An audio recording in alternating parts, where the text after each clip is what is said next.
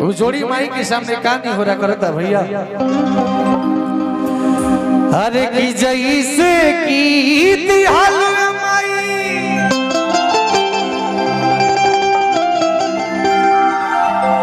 अरे की जैसे की तिहाल माई,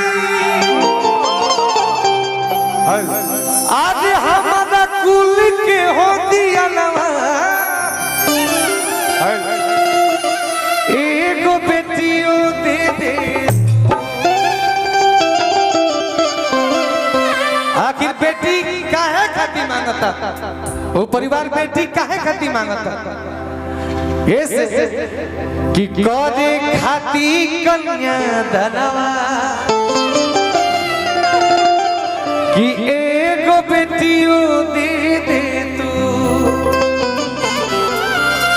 आजकल तो बेटी जन्मावले इतना बड़ा पाप लोग समझता, उहे पाप हमनी के नानी समझ ले रही। नानी माई के ना, माई के कहब तो फिर घबरा जाए। नानी समझ ले रही शशि भैया, तो हमनी के माई के जन्म ना भई रही। आ जब माई के जन्म ना भई रही तो शनि कहां से होते।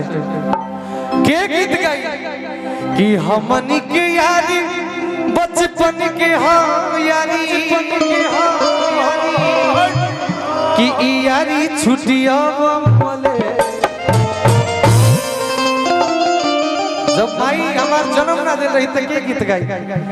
ऐसे बेटी के जन्मावल जरूरी बा, बेटी पैदा हुई तबे हमनी लड़का IAS PCS DM कलेक्टर बेटी के गर्भ से पैदा हुई तो बेटी के जन्म देवे बकाया बाबू भैया। अरे की जैसे की तिहाल माई, की जैसे की तिहाल माई, कुल के दियनवा एक बेटियों दे दे। जैसे की तिहाल माई, कुल के दियनवा एक बेटियों दे दे। एक बेटियों करे खाती कन्या धनवा,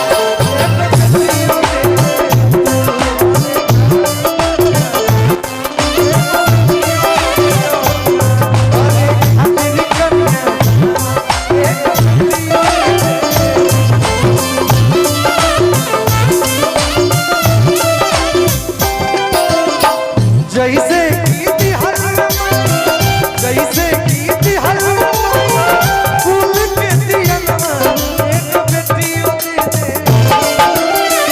जैसे की तिहाल माई, कुल के दियनवा एक बेटियों दे दे। एगो बेटियों दे दे, करे खातिर कन्या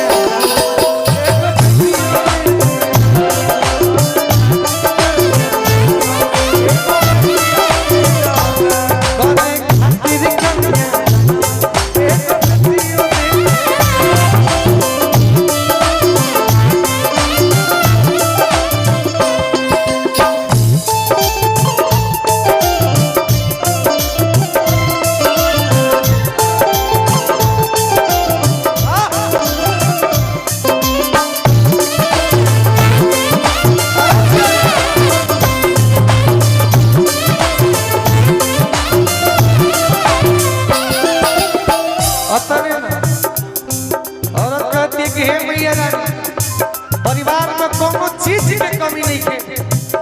अगर कमी बात एगो मात्र बेटी की, बेटी बिना घर सुना लागत, सब चीज भरल बा। कौना भाव में कहत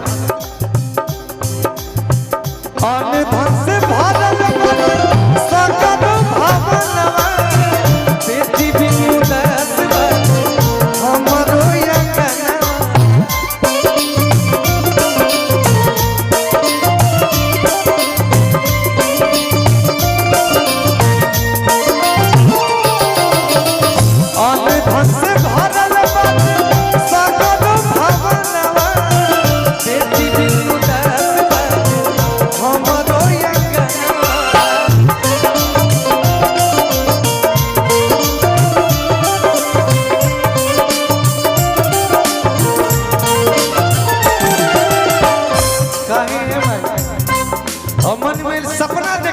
बेटी रही तो अपना बेटी के खूब सजाई थी।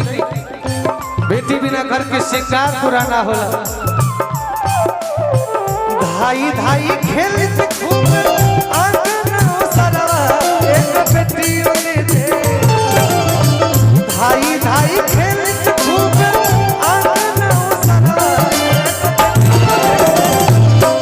भैया विजय अरे किए को बेटियों दे करे